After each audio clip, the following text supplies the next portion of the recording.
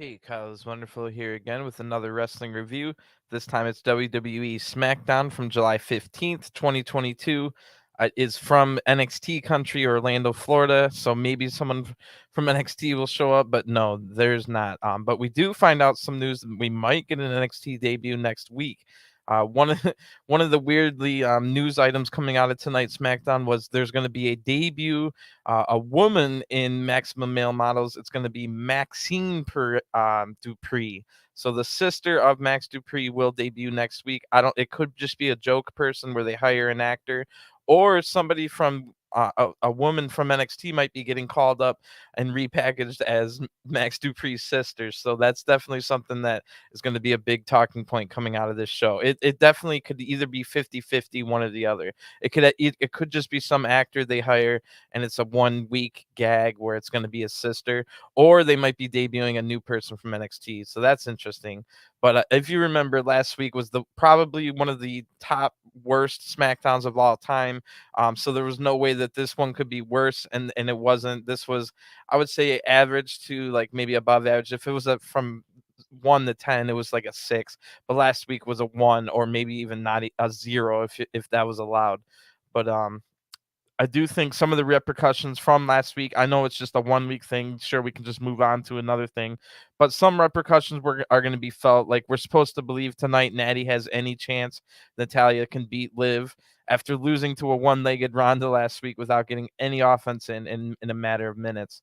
Last week, just to run down some of the stuff we saw, since if you missed it, count yourself lucky. We saw the official heel turn last week of Lacey Evans, which really makes you wonder why they told the whole horrific backstory of her just to keep her heel. She attacked Aliyah. We'll see more of that this week as well. Also, last week, the new vicious Viking Raiders destroyed the New Day and Jinder Mahal with ease. That's 2 former champions and the current King of the Ring. So that they'll touch on that as well. Last week's Maximum Male Models second week wasn't as good as the first. It was basically the exact same thing. But I'm excited to see more because Max Dupree, the guy playing the character, is amazing. Los Lotharios, Marcel Bartel, and Butch all got buried last week, if you want to call it that. And Sheamus used the virus as an excuse to get out of the main event from last week. That was supposed to decide the number 1 contendership for the world title at Clash of the Castle, the first UK pay-per-view in like 30 years. So what we had announced before the show this week was Madcap Moss versus Theory, and Jimmy Uso versus Angelo Dawkins. Yet again, another Usos versus Street Profits singles match. But by the time we got to the match, I was like, all right, this could be good, and it ended up being all right. So that ends up being the main event, and the main story of that match wasn't just the tag title match, but the whole who's going to be special referee. So I I think I'll just wait until we get to that point. If you didn't already see, I usually try to go through these spoiler frees, although I already talked about like the Maximum Male Miles or whatever. But anyway, we're 15 days away from SummerSlam, so not far at all. And of course, the other match that was announced was the Natalya versus Liv. If Natalya can win, she gets a title shot. But it was already announced that Ronda will be fighting Liv Morgan for the SmackDown Women's title at SummerSlam. So that was a little weird. Anyway, I guess I see the story they're going through. So I try to explain kind of.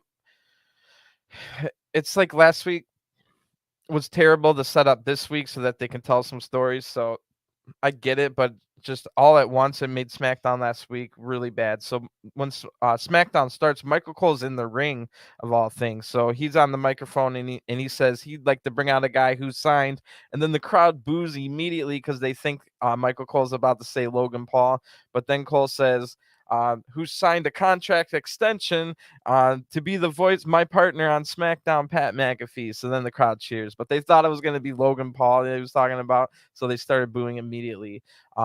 So of course, Pat McAfee will be fighting Happy Corbin at SummerSlam. Pat missed last week after getting attacked by Corbin at the end of Money in the Bank, which they didn't show on the pay-per-view.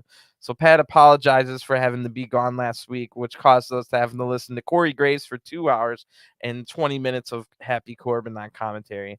So Pat says, let's see what I missed last week. And then we see a recap of Corbin dancing around on like a fool on the announce table when Shinsuke came out, which I mean does kind of show how foolish Pat does looks when he does that.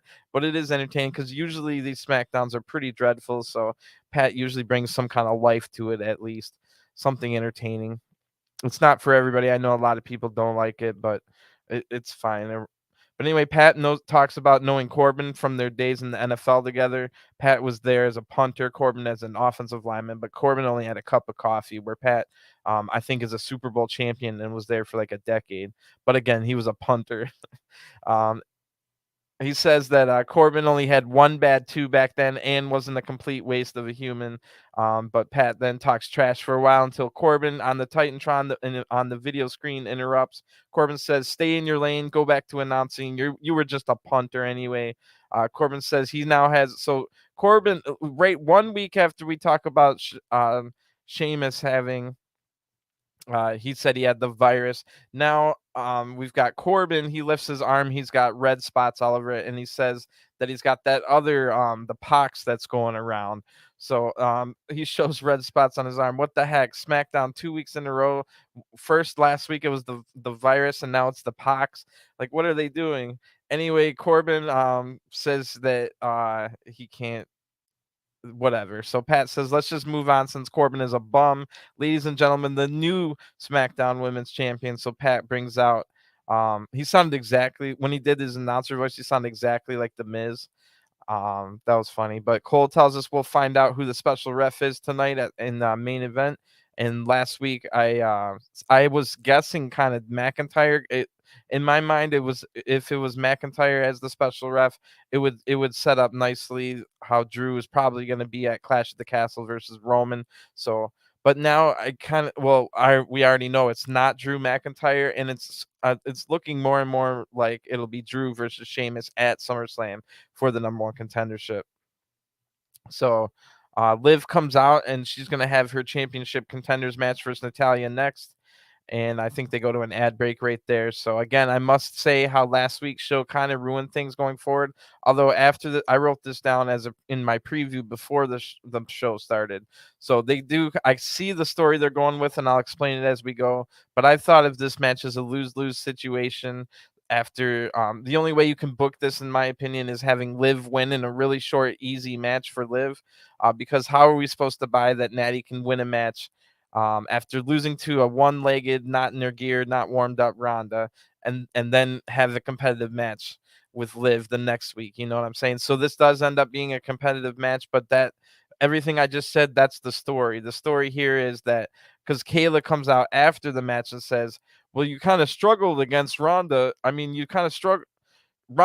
Basically, Kayla told Liv Ronda beat Natalya much easier last week. What do you have to say about that? So I guess the story they're going for is Liv's the extreme underdog.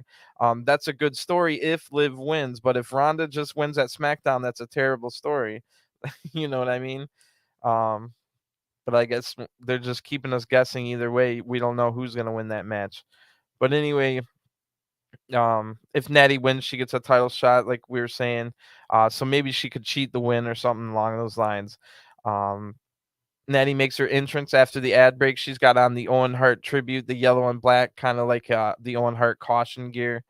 Natty then, within 1 second of the bell ringing, already gets more offense than the entire match last week versus a one-legged Ronda. Liv counters this flurry and hits a nice move. Natty gets a head scissors submission hold in, but Liv nips up to break the hold. Then they stare down at Natty. Natty slaps the face of Liv. That was vicious. So Liv then drop kicks Natty. That looks pretty good there. And Liv is struggling way more than Ronda did against Natalya last week. That's for sure. So Natty tries to put on a sharpshooter on the apron again, which she did at Money in the Bank, and it's still, I would say, that's a stupid move. What's the point of putting the sharpshooter on the apron? It's always going to be you have to release it for a 5 count, or you're disqualified. So it's a dumb move, but Liv blocks this. Liv goes for Oblivion on the apron, which I'm not even quite sure how that would even work. Wouldn't Liv have to go flying off the apron to the outside to do it? But anyway, um, Natty blocks that as well, but Natty's able to send Liv into the ring post. So I guess this means Ronda's easily beating Liv at SummerSlam. I don't know, but anyway, we go to an ad break. When we come back, Natty is dominating Liv now.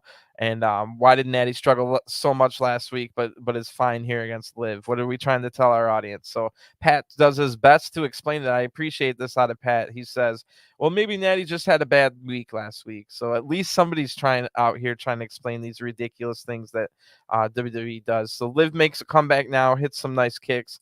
Liv counters a discus lariat attempt into an inverted, like, eat the feet type move, but to the back, and then kicks Natty off. But Natty's able to come back with a big German suplex that Liv's just barely able to kick out of. So in isolation, this match is good, but it's not isolated. I watched last week, and I'll be watching SummerSlam as well. So it's so weird that Natty would just get destroyed by a one-legged Ronda, but then the champion struggles to beat Natty the next week.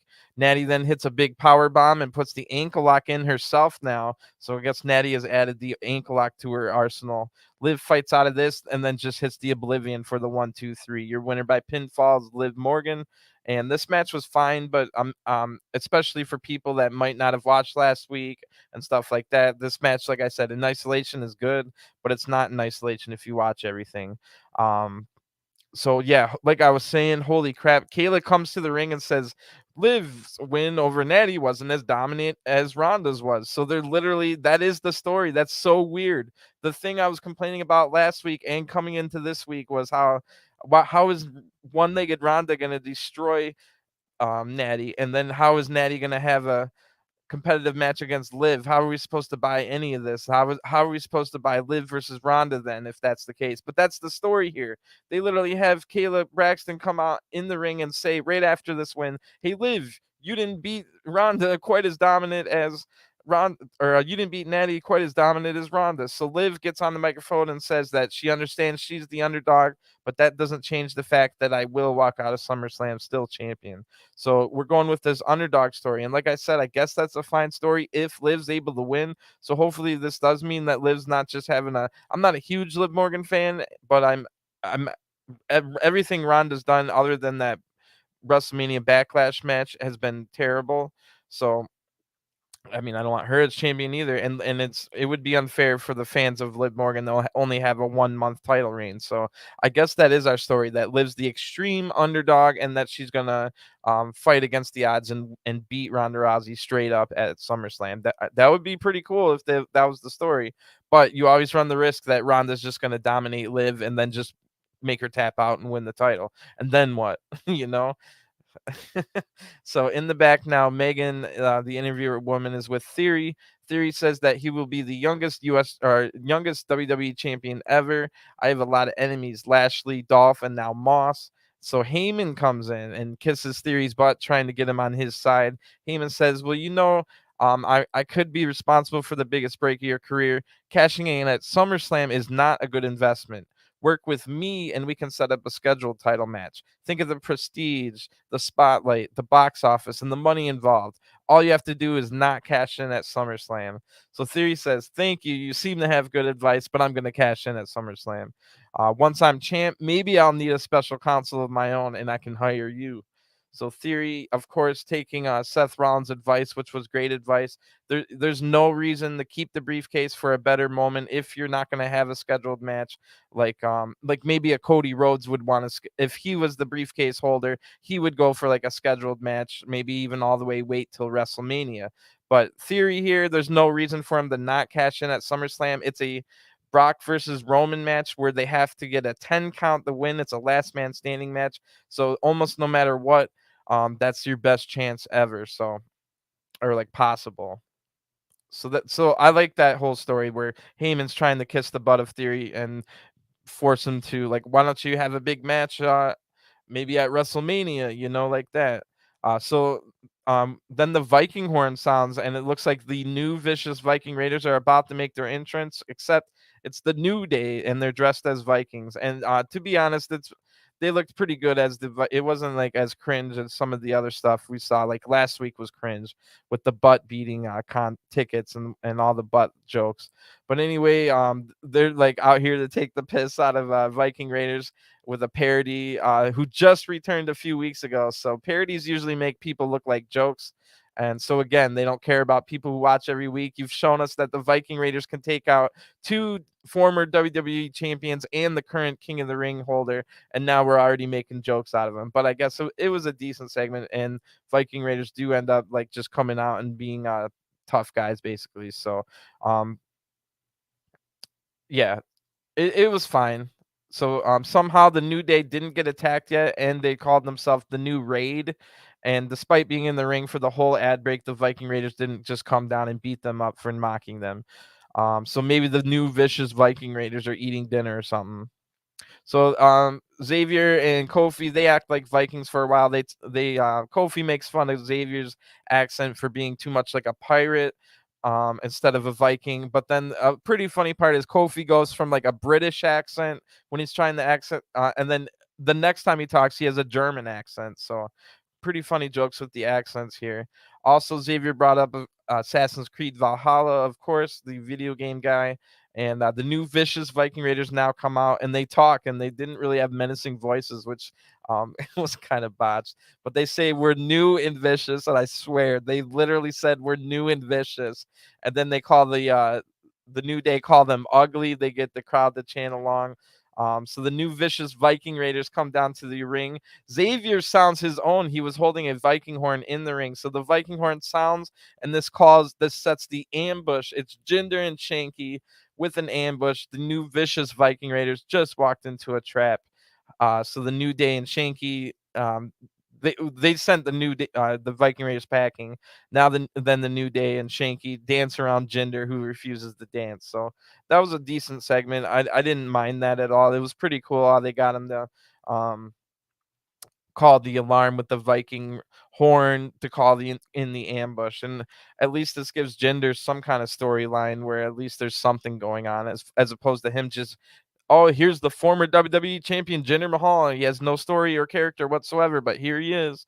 So at least he's got something now. They've got all Shanky and New Day trying to get him to stop being so serious and whatnot. So we'll see how that goes. In the back now, Kayla, who's looking amazing tonight, has Gunther and Ludwig Kaiser. So we see a recap of last week, Shinsuke beating Kaiser. So Gunther got mad and chopped the soul out of Ludwig Kaiser for losing. So now in the back here live, Gunther gets in the Kaiser's face and says losing is not an option. Kayla then says Kaiser will face Shinsuke again next week. So hopefully they have a longer match where it's not all in the commercial break next week.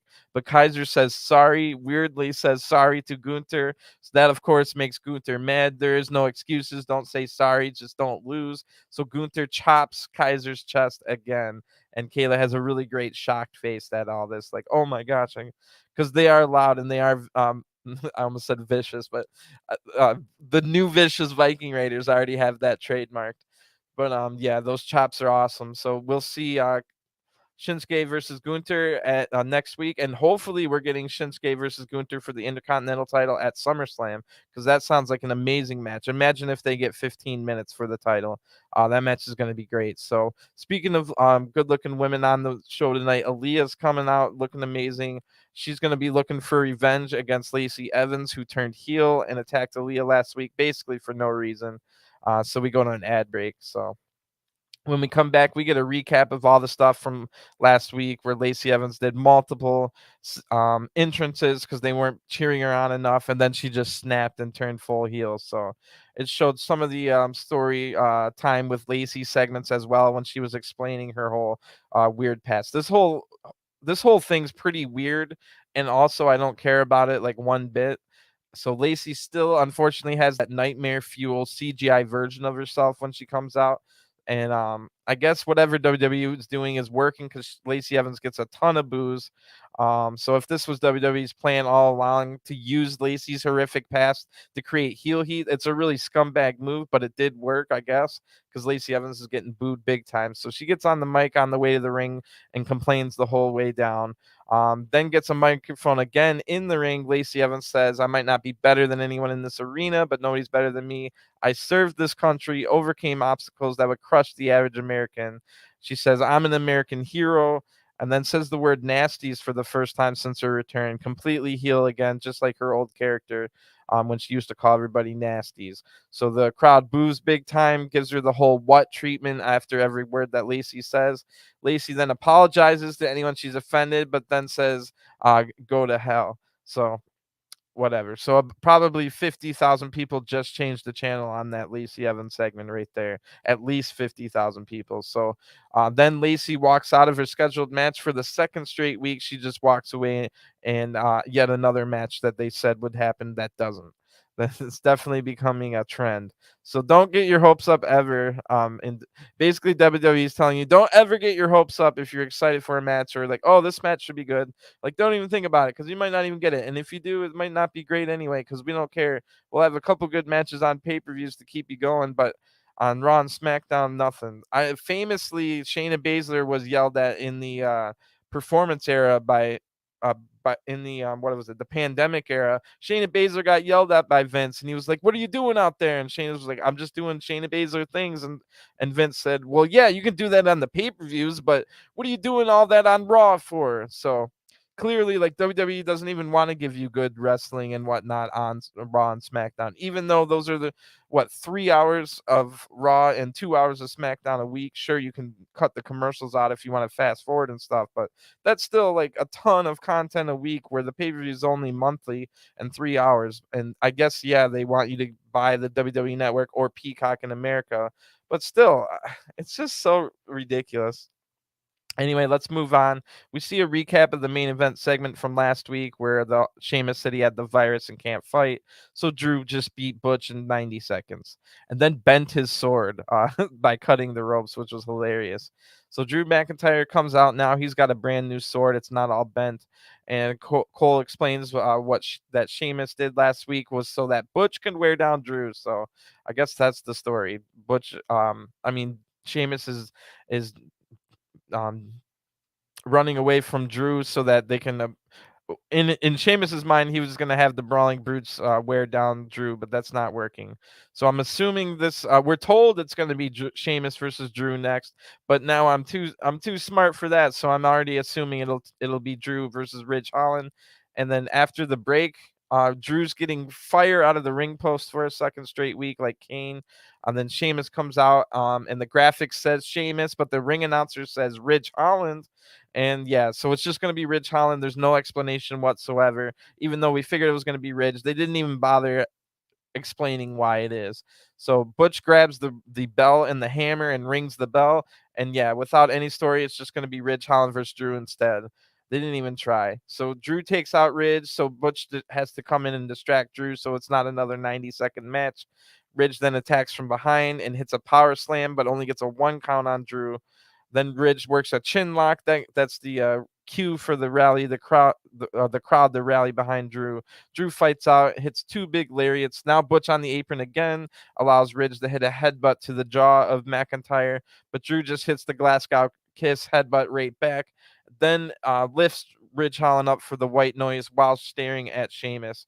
Then simply hits the Claymore for the 1-2-3. Sheamus's plans are backfiring majorly because Ridge Holland and Butch have no effect whatsoever. They lose easily in back-to-back weeks to Drew. Maybe next week it'll be a handicap match, Butch and Ridge, and then Drew can win that in like 4 minutes. Great. So anyway, Butch goes to rush to the ring, but Drew makes him stop with the sword. I hate the sword. Drew with the sword makes me not like Drew. Drew McIntyre by himself was pretty cool guy. He's intimidating. He's got a good look. He's athletic and decent promo and all that.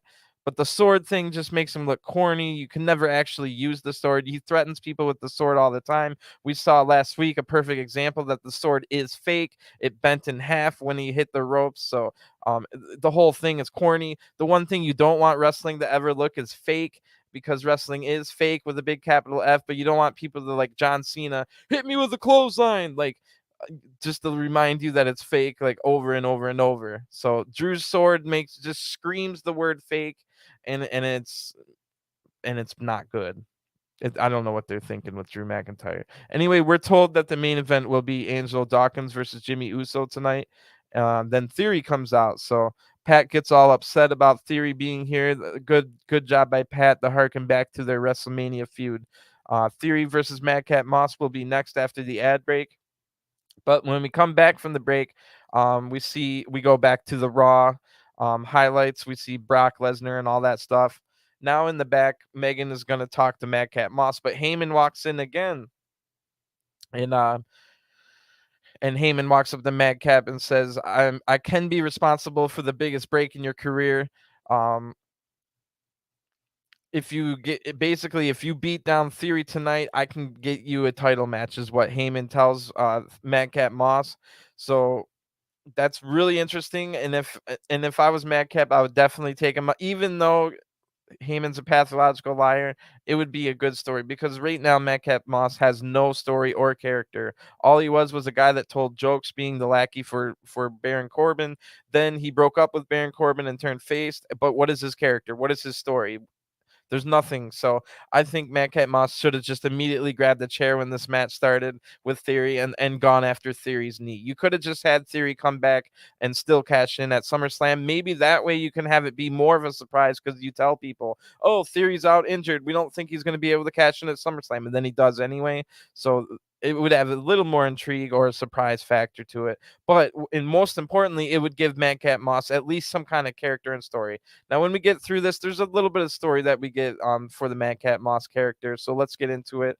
But this is also, before we go to the match, we see, like I said at the beginning of the review, next week will be the debut of Maxine Dupree, the sister of Max Dupree. So it's a 50-50 chance it's just going to be a joke character that we only see for 1 week, and they just hire an actress to play the role. Or this is going to be 50-50% chance that it's a debut from NXT, and somebody's getting repackaged from whatever they were in NXT to now being Maxine Dupree. I don't even know who it could be. I mean, my first thought is maybe Tiffany Stratton could play the role of a Maxine Dupree, and that could be funny, because she could play off of, she has a lot of charisma and good with her promos that could really play off of well with Max Dupree. So if it's either going to be a joke character that we only see for 1 week, this Maxine Dupree character, or it's, like I said, someone from NXT, and my perfect choice would be Tiffany Stratton. Now, Tiffany Stratton only has about 20 matches in her entire career as a wrestler, but from match 1 to 20, she's improved so much. So she's a quick learner. She's got a great look, great athletic background, and her promos and character work are already great. So she's kind of got this daddy's rich girl, valley girl. She talks like this, and can you believe it? And stuff like that. Like, I think that would work perfect with this whole maximum male models thing. So, if they want to go that route, maybe that's what we're getting. So I'm very excited. But like I said, it's 50-50 chance it's just an actress that they hire for a 1 week character joke. So either way, I'm intrigued. So yeah, next is going to be Madcap Moss versus Theory. This match was set up last week when Madcap Moss said that he could shove the entire Money in the Bank briefcase in Theory's big mouth, which was awkward, but I get it, because Theory's like a big mouth. He talks a lot. Moss would be mad. Moss would be mad at Theory, if you think about it, because remember, Moss won the last spot to get into the Money in the Bank ladder match, and then Theory just gets added last second and wins. So there's a little bit of that as well. So the match starts between Theory and Madcap Moss, and they start strong with some good counterattack wrestling, some good power moves from both of them. Two big, strong young guys here. So hopefully after the break, we go to a break pretty soon after it starts. We get at least like 5 more minutes of this, and I think we do. We get about 5 more minutes. It was a pretty good match. And like I was already talking about, I wish that Madcap Moss would have just instantly went and grabbed the chair. Even though we all know that Heyman's a pathological liar, maybe the Madcap Moss character doesn't know that Heyman's a pathological liar, does the whole takeout Theory so they can get a title shot. Of course, the title shot never comes, and then that's a story. Like, Madcap Moss has to learn things, but that's kind of what we're gonna go. That's the same story that we're gonna get anyway. They just do it in a different way. So the crowd's definitely into this match. It's been pretty good. When we come back from the break, Theory's working a chin lock on Moss, and the crowd's booing big time. Theory's now talking trash and paintbrushing Moss. So this gets good cheers when Moss hits his comeback. So you can tell that gained some sympathy for Moss. That got Moss more cheers, which is the mark of a good heel. Good stuff by Theory to do things that it's going to get the other guy cheered, whether they cared about Madcap Moss or not. The fact that they hate Theory and now have sympathy for Moss based on what Theory was doing is perfect. Moss then hits a great explosive looking shoulder tackle. The former college football player here for the University of Minnesota. Gets the crowd going wild. If they play their cards right, Madcap Moss could be a pretty big star, probably bigger ceiling, could be a bigger star than Drew McIntyre ever was or ever will be if they play their cards right, and if Madcap Moss continues to improve. And they give him character and stuff like that. But Theory versus Moss could be a rivalry that goes for like the next decade, or they could just never give Moss storylines or character and he gets released in 2 years. So it's one or the other, in my opinion. There's not a lot of gray area with that one. I feel like if they let Moss develop and give him some characters, he could be a star, but they could just easily release him in the next couple of years after they don't use him at all. So Theory then blocks a pile driver by stomping on the foot of Moss. That looks pretty cool. Then Theory takes down Moss to get control back. The crowd's chanting Theory sucks. So like I said, Theory's been doing a good job of getting the crowd to hate him. Theory then counters a move, but Moss counters right back and hits another big shoulder tackle. The crowd really popped for that. The great explosive move. Moss has great explosive moves. Not quite on the level of Goldberg, and he doesn't have the size of a Goldberg, but that was what people liked about Goldberg in the 90s was the explosiveness, just the pure can go from 0 to 60 in point zero, like 0.01 seconds and stuff like that. And Moss has that ability in him to be that explosive. So Theory then gets knocked out of the ring after that shoulder tackle, but Theory hits Moss with the briefcase, and there it is. This is the story. Moss could have used a weapon, maybe even gotten the title shot out of it, but Moss thought that wasn't the right thing to do. And in the end, the other guy hits you with a weapon, and now you don't get the title shot for sure, and you kind of look foolish. So there is a story here, and I like the story. Moss is early in his career arc, so it makes sense. He has to fail a few times so you can learn and grow. And this is also Theory's story. Theory went through that whole Vince McMahon drilling into his head all the things you have to do to succeed in WWE, like expect the unexpected and cheat the win and use everything to your advantage so that you can get ahead in life. That's what Vince McMahon does in real life, not just the characters. So the whole stories here are pretty good, and the match wasn't too bad. So I like this was probably some of my favorite stuff in SmackDown tonight. Sami then, before the segment ends, comes out with no music. His arm's in a sling. So Sami must have got hurt in the Money in the Bank ladder match. I didn't hear anything about that. Of course, the sling could always not be real, but it would explain why we haven't really seen Sami since then. But anyway, Sami tells Theory to apologize, but Theory calls him a bloodline suck up and says, "What are you going to do with one arm?" So immediately the Usos music hits and Theory goes to run away, but Madcap Moss was still there. He catches Theory.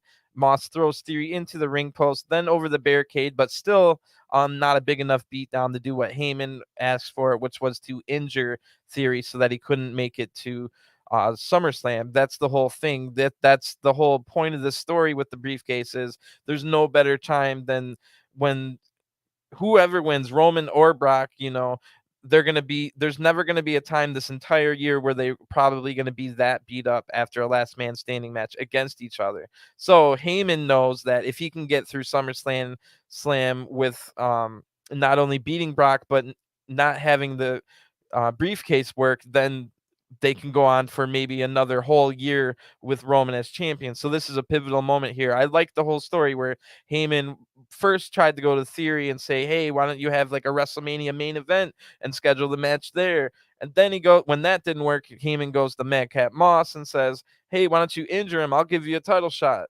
And all that's really good stories. It has Heyman's fingerprints on them. When stories have Paul Heyman involved in them, Vince McMahon allows Paul Heyman to use his creative genius to do some of those storylines. So that's kind of what we want. We want Vince McMahon to get kicked out of WWE, and we want Triple H and Paul Heyman to run the creative. Um, anyway, we find out some pretty big news. So not only is Brock Lesnar going to be on SmackDown next week, but we find out SmackDown is in Boston, Massachusetts, aka Sasha Banks country. So, we are going to get some Sasha Banks chants on SmackDown next week, and Vince is going to be mad because we are going to be in Sasha Banks country. That's going to be hilarious. So I can't wait. I'm already looking forward to next week's SmackDown for the Sasha Banks chants alone. It's going to be awesome. Anyway, we're also told it'll be a promo battle. We're told it's a face-to-face, but that means promo battle. Ronda Rousey versus Liv Morgan. So we have to listen to Ronda talk next week. Sami Zayn is going to stay out for the commentary for the main event match. If you remember, it's Jimmy Uso versus Angelo Dawkins. So that's kind of why the Usos were out. But Sami says, oh, it wasn't a coincidence the Usos came out when they did. I'm in the bloodline. So Street Profits come out now. And like I said, I wasn't excited to see that there was another singles match between Usos and Street Profits.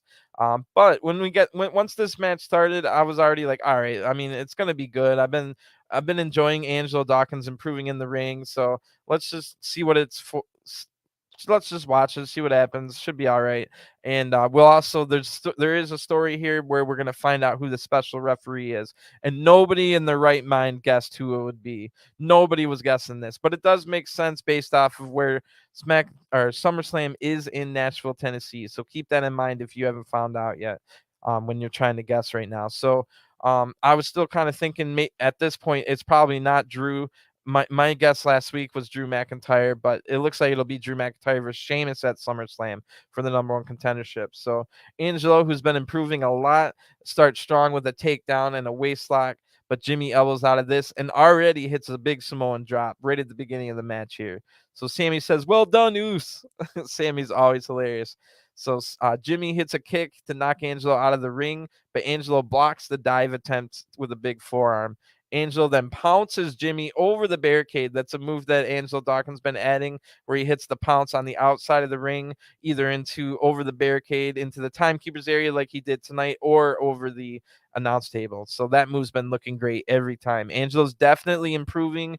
Once he saw that WWE was definitely going to push Montez forward to the moon, and rightfully so. I think they could probably run with the Street Profits for at least another year, or you could go with them never breaking up and just have Montez doing more and more single stuff.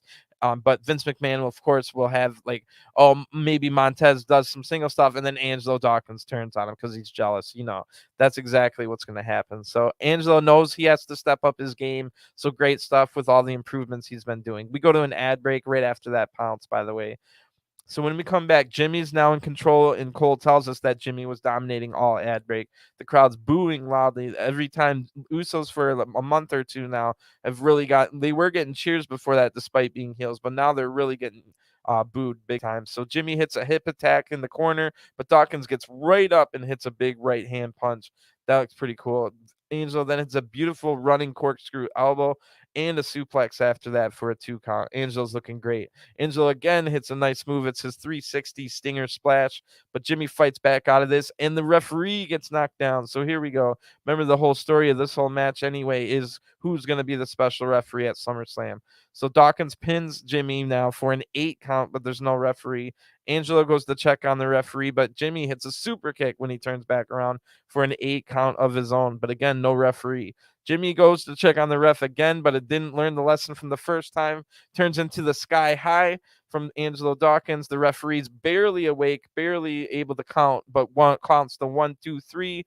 The winner of the match is Angelo Dawkins, but we see immediately Jimmy's shoulder was up. So this is the whole story. This is the whole reason we have a special referee at SummerSlam, with the whole botched call with the shoulder being up at Money in the Bank. So we run the whole shoulders up again on this one. The referee had an excuse. He was just taken down and barely conscious. So, but it does show us why we need a special referee. So here we go. Sami complains, said we need better ref. I should be the ref.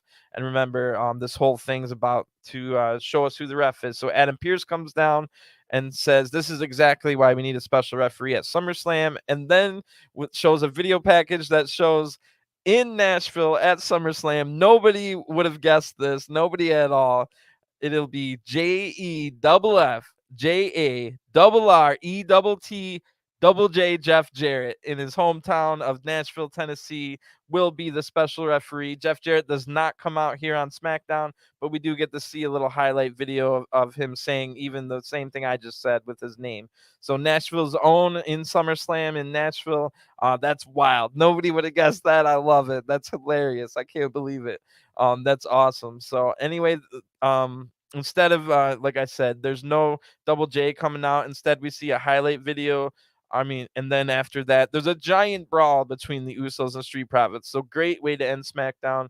Infinitely, there's no question. Like if SmackDown was a 0, so infinitely better than last week's SmackDown. Maybe after I said at the beginning, maybe a 6 out of 10. But after I go through it and like the whole surprise of JEFFJARRETT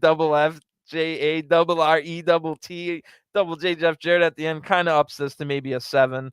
And I really like the Madcap Moss versus Theory match and the whole story now telling us immediately Madcap Moss might have learned by getting hit with the weapon and not hitting the weapon of his own self, learned a quick lesson, and maybe can go with some storylines there. But having Jeff Jarrett as this way more interesting than anything else they could have done. Like I was guessing it was going to be Drew McIntyre, but overall, I mean, pretty good. Like I said, next week in Boston, the entire crowd's going to chant Sasha Banks and the boss the entire night. So next week SmackDown's going to be hilarious. They're probably going to chant Sasha Banks while Brock Lesnar's in the ring. And you know Brock Lesnar, he goes off the script all the time, so he might have something to say. I could definitely see Brock Lesnar saying something about Sasha Banks while the crowd in Boston next week on SmackDown chants her name while Brock's in the ring. I could definitely see that happening. So that should be fun. I don't think they announced any matches, but they also announced it'll be Liv Morgan and Ronda having a promo battle at face to face, if you will, next week. So that should be interesting. It looks like nothing on Raw, no Roman on Raw, no Brock on Raw. So Raw will have their own storylines apparently, but we will see Theory, of course. So he's got his own rivalry. He's got his own match. So don't forget, theoretically, Theory could walk out of SummerSlam with 3 of the 4 singles titles. Imagine the heel heat and the boos from the crowd and the internet would explode if at the end of SummerSlam, holding on to the United States, the U.S., the U.S., the WWE, and the Universal Champion, Austin Theory. It would be ridiculous. So I don't think that's going to happen, but it's not it's not a 0% chance, and that would be major heel heat. And I like when shows end with major heel heat, other than like someone crying in the ring because they just won the title and a heartfelt. Oh, it's a heartfelt good moment. No, I like when the crowd's booing their butts off and the show ends. That's always more exciting for me. So that would be interesting. But then again, my whole plan of I really wanted Rey Mysterio to turn on his son Dominic on the 4th of July in their hometown. Leave your own son a bloody mess in the middle of the ring and join the Judgment Day and turn heel for the first time ever in WWE. But nope, we're not getting that. So don't forget, the biggest show before SummerSlam is going to be a week from this. So not this Monday Night Raw, but a week from that on Monday Night Raw. It's in Madison Square Garden, New York City. We'll probably have Roman and Brock there. It's going to be the Rey Mysterio 20th anniversary of being in WWE, which will probably also coincide with Edge returning to maybe set up Edge and Rey Mysterio versus the Judgment Day. And that could further along the whole Dominic would then be mad that, oh, why wasn't it me that you wanted the team with at SummerSlam? So that could be a catalyst for Dominic joining the Judgment Day. Clearly, they're not going to go if they didn't have Rey Mysterio turn heel in his hometown on the 4th of July on his own son, then they're never ever going to do it. So I think that's what we have to look forward to. We're probably going to get some other great stuff on that Madison Square Garden show. It does make I just flashed in my mind maybe Kevin Owens will return. I don't know what happened to Kevin, but remember he was supposed to fight Ezekiel in one of the qualifying matches for Money in the Bank and then just kind of disappeared. So I think maybe he got injured, which is unfortunate, but maybe something to do with that. I could see oh gosh. So this Monday Night Raw, one of the other big things is Logan Paul's returning. So I'm not excited about Logan Paul being on Raw, but like I already said, I like when the crowd boos a lot, and the crowd is going to go crazy with their boos. So on Raw, we're going to have crazy boos for Logan Paul, and then on SmackDown next week, we're going to have crazy Sasha Banks chants all night in your hometown of Boston. So some pretty good things to look forward to. And then after that, Boston SmackDown will be the Madison Square Garden Raw, and then the SmackDown after that is the go home show to SummerSlam, and then it's here. Then we have a big stadium show. Hopefully they can come close to selling it out. Hopefully it's a raucous crowd. I know some of you aren't quite excited for like another Brock Roman match. I think it's Brock versus Roman 7. This is the 7th title match on pay-per-view between them. Kind of billed as the last one ever, but we could probably see it 3 more times before we're all said and done. So the whole twice in a lifetime Rock and Cena thing, remember? So but SummerSlam is shaping up to be a decently looking card. We might have some more matches, like I said, maybe like an Edge and Rey Mysterio versus the Judgment Day. So we're not quite done on announcing matches yet, and should be good. And don't forget, Becky and Bianca are going to have a chance to top their classic at WrestleMania with another match here at SummerSlam. So that should be interesting. I'm not excited for the Liv Morgan Ronda match. Hopefully Liv can win and not just lose in a month. And the whole story of her being a massive underdog, that the whole sacrificing Natty last week so that we can now run this storyline of, yes, look how much of an underdog Liv is. Liv had the struggle against Natty where one-legged Ronda beat her in 2 minutes. So there's no way, bro, if they make Liv lose at SummerSlam to Ronda, that's ridiculous that you would run that story. So that probably tells you Liv will win that match, and maybe it'll end up being a pretty good match. We'll have to wait and see. Maybe Liv's gonna have some kind of like spot where we think she has like is legitimately injured. Maybe they'll do something like that. Maybe even like bring out the whole stretcher. I know some people hate when they do fake injury storylines, but maybe a whole Liv's like, no, I'm not leaving on a stretcher. Let me fight. And then she comes back and beats Ronda or something like that. So maybe we'll see something like that. Like I said, I think Drew McIntyre versus Sheamus for the #1 contendership will be at SummerSlam. Not really a match that people are going to be excited about, but they always deliver. They always have hard-hitting matches. Maybe they'll make it like a tables match or something like that too. So at this point, doesn't look like Cena will be at SummerSlam. Not at all. They would have definitely announced that by now. But I guess maybe it's an emergency.